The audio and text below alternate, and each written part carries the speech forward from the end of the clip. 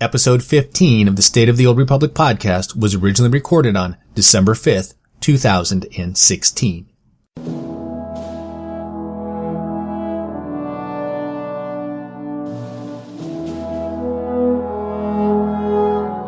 It's the State of the Old Republic podcast.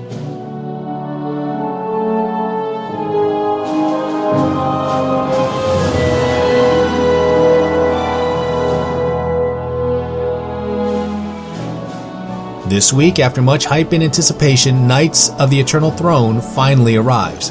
I'll give you my spoiler-free thoughts on the story and its chapters.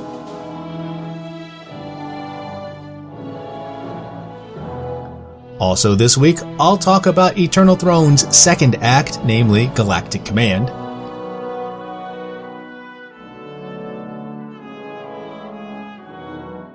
Finally this week, I'll look at crew skills and tell you why you should give them some love right now. And with that, it's time to make the jump to Lightspeed and check out the State of the Old Republic. Well, welcome to episode 15 of the State of the Old Republic podcast. I'm your host, Ted, and as you heard in the opening, another great show lined up for you today. So first up, let's review some of the announcements for the Old Republic. Now, I'm recording this on December 5th.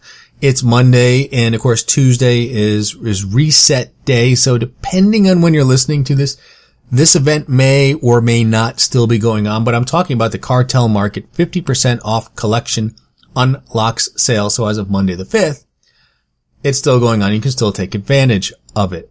I don't know when it's supposed to end, but this is actually one of my favorite things, and it's the one time I'll seriously consider buying coins because I like having armor and mounts available to all of my characters. And this is a great way to do that because you can, basically unlock twice the amount of stuff that you could normally. So these 50% off sales are pretty good. I like those.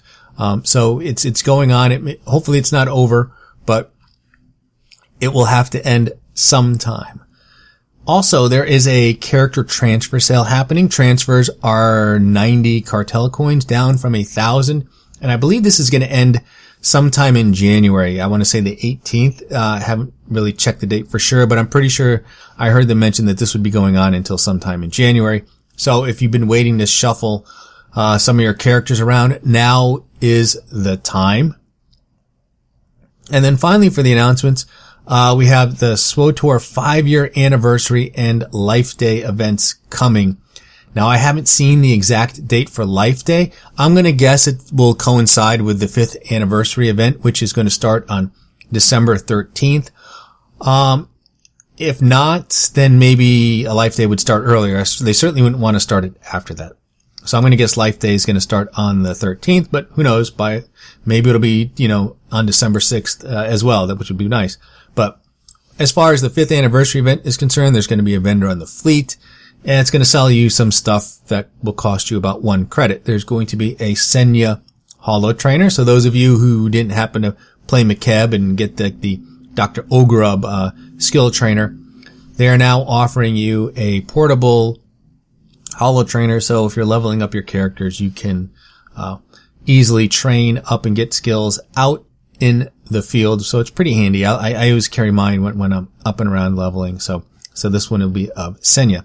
There's going to be a new celebration Jawa, and they said that this Jawa counts for the That's Just Wrong achievement where you need to kill players with the party Jawa out, although I don't see what's wrong with that personally. And then finally they're going to have a stronghold decoration featuring the loading screens from each of the expansions in the original game. Oh, and one other thing, the Drum Khas and Coruscant strongholds will cost 5 credits each if you haven't already unlocked those. This is a very cheap way to do it, or it should be noted, I believe last year for the 4th anniversary, they were 4 credits each. So if you didn't do it last year, it's going to cost you just a little bit more this time around. Well, that's all the announcements for this week. Let's slice the HoloNet and talk about the news this week. And of course, the big news is Knights of the Eternal Throne finally launched. November 29th was the early access. December 2nd, it was available to everyone who was just subscribed to the game. So I was away on vacation Did not get to play the game until Saturday, December the 3rd. As I said, I'm recording this on December the 5th. So I haven't had that much time to do a whole lot. I mean, it took the better part of the day for me to get through the story on my main tune, which is a mercenary. And overall, I enjoyed it. I liked it a lot. I thought mechanically, from a gameplay standpoint, the chapters were very good. That all 9 chapters were like 100% better than what they did for Knights of the Fallen Empire. And they certainly look like they listened to people's complaints about, just endless waves of sky troopers. And they gave us much more interesting things to do as we were making our way in between cinematics, so to speak. So I was very happy with that and was very pleased with that. And it's just little things here. And again, minor spoilers here, but you get to do things like hop inside a walker and blow stuff up. You got to do, there was one where you get to play as a little mouse droid and do some stuff, dress up as a cool knight, which was a very cool chapter. I enjoyed that chapter a lot. Not a lot of combat. I think little or no combat in that. Really, really enjoyed that particular chapter. And then you got to do other things, including, getting inside a ginormous robot, which was awesome. So I'm really glad that they're finally able to come up with more creative things to do, not just in the stories, but, in terms of quests, if you will. And maybe this will be a stepping stone if they ever decide to create a new daily zone instead of just, click on this, blow this up, kill 10 of these, collect 20 of those, that maybe they can now start to give us some more interesting things to do, in the form of, say, a series of daily quests or planetary quests or something like that. So it's nice that we're seeing these capabilities enter into the game. And not only just questing, but maybe, and I sort of talked about this before with the Uprisings, which I'll get into in just a little bit, that maybe with that type of environment, they could give us these things to do. We already know with the Uprisings, there's some very cool power-ups that you can get. So why not give us a walker, a vehicle, a turret, or something like that to play around in. And I think, this is hopefully this type of thing is just the beginning, and we'll start to see, new content that incorporates these types of features and that they just sort of build on this as they move forward. So back to the story. Like I said, I like the gameplay aspects to the story. And of course, all of these chapters are replayable through the Galactic Command interface, which is good because it makes it be a little bit more interesting, have more interesting things to do. I look much more forward to playing the Knights of the Eternal Throne chapters than I do going back and revisiting the Knights of the Fallen Empire chapters. That said, I did go back and had a chance to play one of the Knights of the Fallen Empire chapters in veteran mode. I went back into chapter 1, The Hunt, and veteran mode is no joke. I mean, it is significantly harder, and you do have to pay attention to your abilities and what you're doing. Although, speaking of your abilities, if you go back and replay chapter 1 of either of these stories, you will get prompted with the, new player tutorial, which basically robs you of all your abilities so you can slowly ease into playing a character. Now, it used to be that when you saw the tutorial alert pop up, you could click the green checkbox to accept it, or you could just click the X and it would disable the tutorial. That doesn't seem to be working for me, so I had to actually look around and do some internet research to actually figure out how to disable the tutorial, because it wasn't at all obvious to me. But here's how you do it. If you're in game and you've got that tutorial and you want to disable it, just hit your escape key and the preferences menu will pop up, and the very top button will say disable tutorial. Click on that and boom, you'll have all of your nice abilities back. And believe me, in veteran mode, you are going to want to have all of these abilities. I went and tried it in the tutorial mode and did not last very long against some of those elite mobs. I think a couple episodes back I was talking about, which chapters I thought would be fun to go back and replay. And I did mention chapter 1, The Hunt, because you get to fight with Darth Maul again. And I kind of half joked about walking in there with a pile of gifts to kind of level them up. I'm seriously going to do that now, and I recommend that you do that too, because it's not that you can't do it when he's at influence rank 1 or 2. You can. I did. I just ended up putting him in tank mode, and I'm talking about this final gold elite. boss at the very end of the chapter, but I went and put him in tank mode and basically let him absorb as much of the damage and just DPS'd my butt off. And then by the time he died, and he did die, the boss was low enough that I could just close him out without fear of death, although I did have to use a few cooldowns to keep me alive. And again, I was playing a mercenary, and this was in 220 gear. So I think it's designed around having a little bit better gear than that. But I like the idea of the veteran modes. I'll probably go through and play some of these in veteran mode at least one time, and then I'll probably do that more regularly once I get more gear, just because I get more Galactic Command out of it than I would playing in story mode.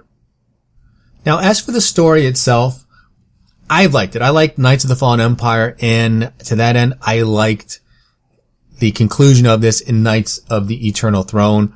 Just looking back, and I've only played through it one time, but chapter 2, oh my god, I loved that chapter. Absolutely loved that chapter. Like I said, I'll start getting into the details and the spoilers next week. I figure it's just still a little bit too new that I'm not really comfortable going through in all detail. I want to give more people a chance to actually experience the story, maybe choose different options. And I want to do this too. I actually want to bring another character through there, make some different choices, see what some of the options are before I get into discussing it in detail. But I'll probably start to do that next week. In fact, what I'm thinking about doing is maybe just sort of giving an overall impression, with spoilers, etc. next week. And then maybe after that, doing chapter by chapter, kind of a chapter by chapter review. So that's something I'm looking to do there. But like I said, chapter 2 was fun. The new planets of Iokath and Nathema I thought were really good. I really enjoyed Nathema, and the lore and the story bits that were happening there I thought were really, really good. Iokath was a cool place, kind of a fun place to do, fun place to be. Really enjoyed that as well. So overall, like I said, I just enjoyed the story. If I had one negative to it, the only thing I didn't like all that much was the resolution of sort of Valkorian's storyline. And I thought they did a good job of trying to explain everything, and they did clever ways to kind of get that little bit of exposition and just explain kind of what his plans were. And but to that end, I don't know if I was real satisfied with what he was trying to do, or that I fully understand everything that he was trying to do. And I don't know that all of the questions were truly answered of the why. I think there was a little bit too much of the why questions that were left unanswered in my mind. Again, maybe another playthrough, I'll pick up on some things that I missed. But that was, if I had to complain about everything, and that's not a major complaint. I don't want to sit there and say it didn't ruin the story or anything. I enjoyed it thoroughly. The one thing I did want to say is, I think during the live streams, they talked about how this could have been is one of the deadliest expansions and stories they've written to date.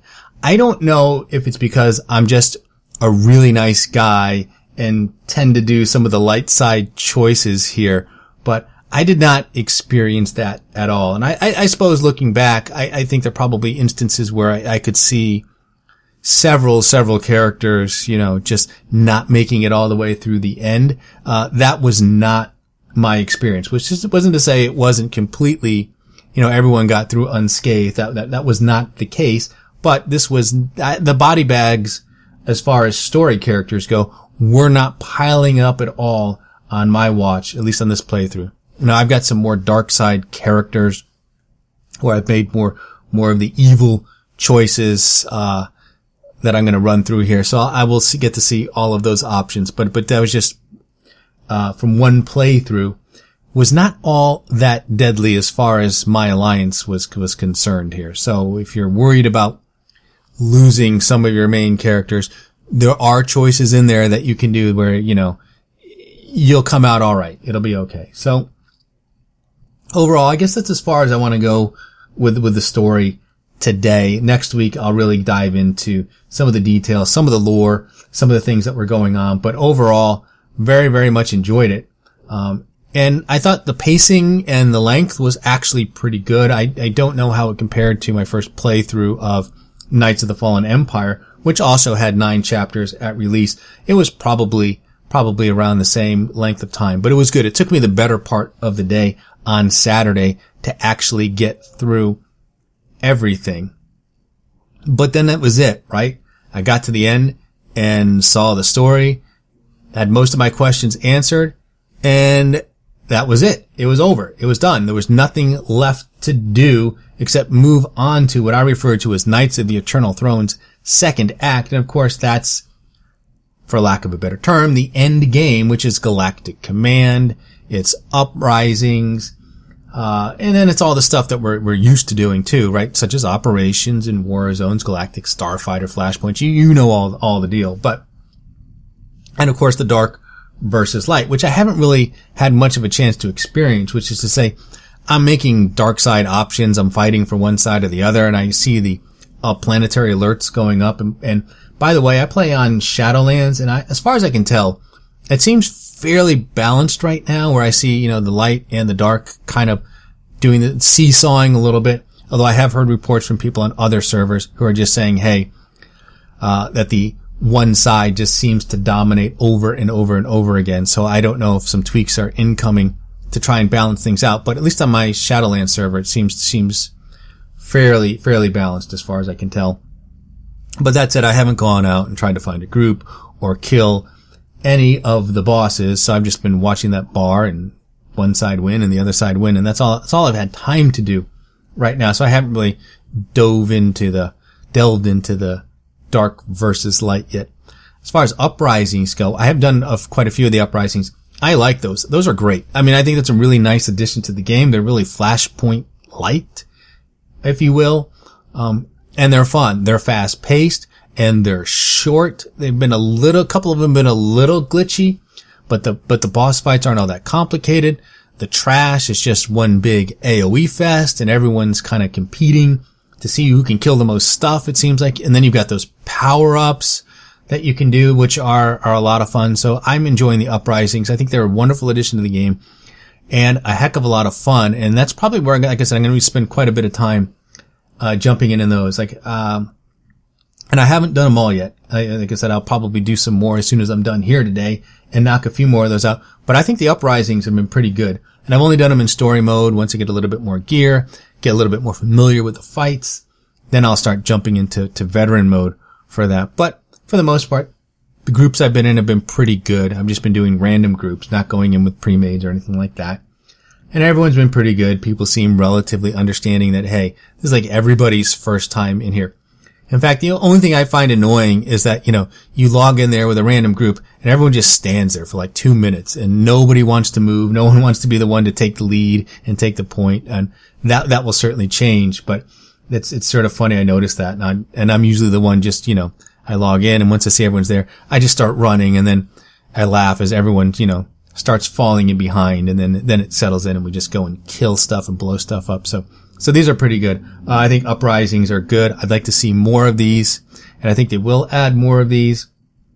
And maybe they can expand this too, and I've talked about this before, where they could create something similar to an Uprising, but maybe scaled for a much larger group, for a group of 8. It doesn't all have to be Operations per se. So I'm very, very pleased with the Uprisings. As far as the rest of Galactic Command goes, it's okay. I think we're going to see some changes to this, either at the rate that you'll earn Galactic, the GXP, the GCXP, whatever you want to call it. It feels slow. And I've done some Uprisings.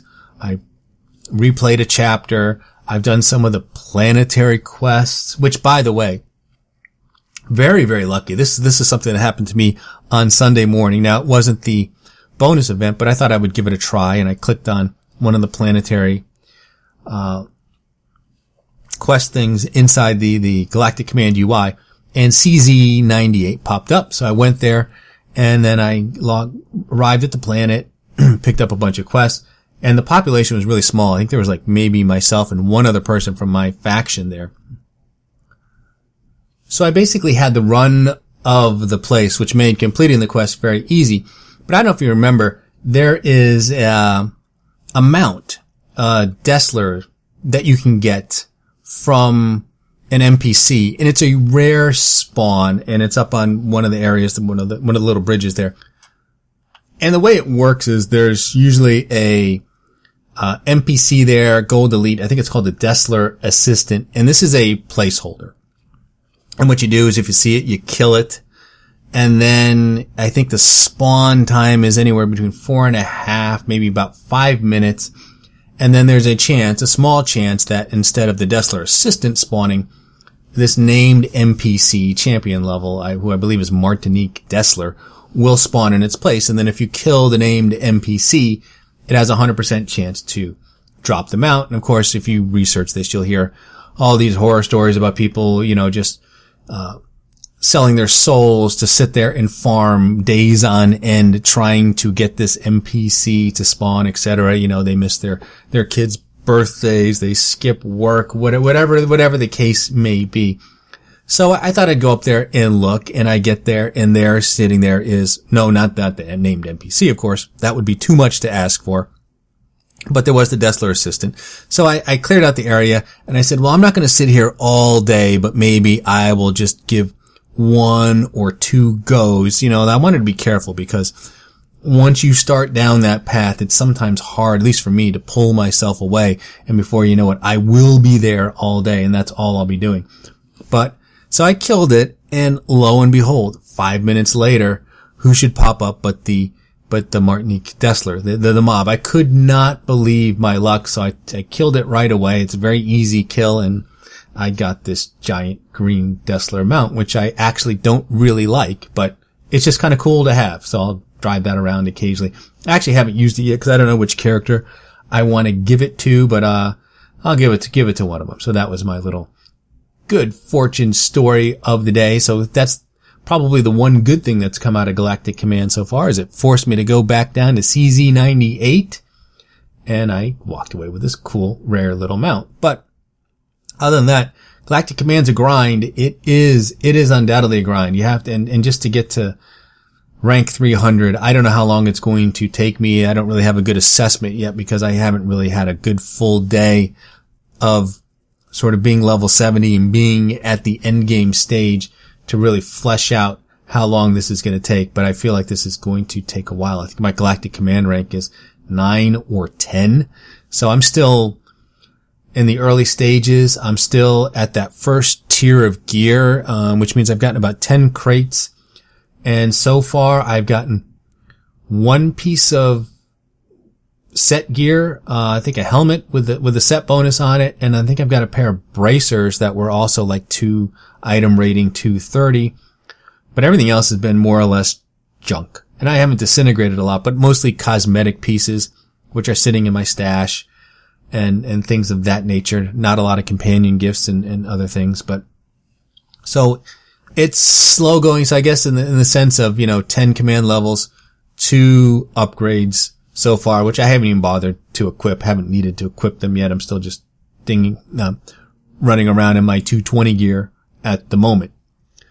So, wait and see how this goes, but I would not be surprised to see some changes come to the Galactic Command, either increase the rate of XP, although there is a boost coming to the cartel market, or other ways to obtain gear, but stay tuned. But it's grindy, but on the other hand, it's also the activities that are there to support it are things that you would probably be going and doing anyhow, but maybe not in the exact same way. Like, for example, I might do a flashpoint because I feel like doing a flashpoint, but now, because it's got the little bonus symbol up there, I'm probably going to be running flashpoints all day to support the Galactic Command rather than, hey, I feel like doing a flashpoint. Same with Uprisings and things, but, for me, Uprisings and replaying the new story chapters are probably the most things that I'd be inclined to do just because I feel like doing it, not because of Galactic Command, where all the other activity are more like I'm probably going to focus on them because of Galactic Command. But it's still only a couple of days into this, so I'm not ready to pass judgment on it yet. I'm waiting and seeing, but it does feel awfully grindy. So that's my thoughts on that so far. The final thing I wanted to talk about today were crew skills. Now, if you haven't devoted any time to your crew skills, you like credits and you like selling stuff, you might want to stop right now what you're doing and devote some time and level up your crew skills, because and this is the case always with the beginning of these expansions, the prices for things are insane. The demand is high, it's skyrocketing, and the supply is low. I have been making augment kits, not tons of them, but when I can, and they are selling anywhere from about 250,000 to 350,000 and higher, and people are buying them. I've sold about half a dozen kits over the weekend, cause that was one of the things I stopped to do before just grinding away on Galactic Command.